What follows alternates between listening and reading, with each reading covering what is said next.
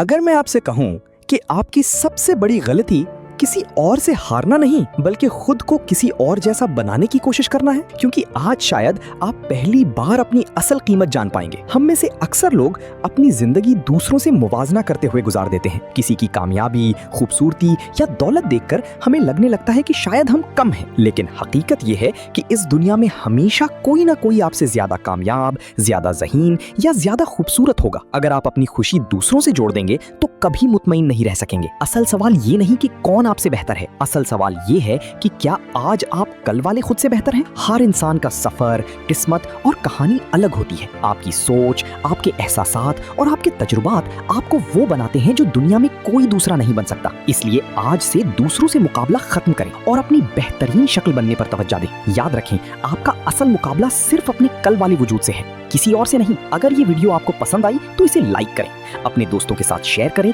और कमेंट्स में जरूर बताएं क्या आपने कभी खुद को दूसरों से कंपेयर किया है या आज के बाद ये आदत छोड़ने का फैसला करेंगे।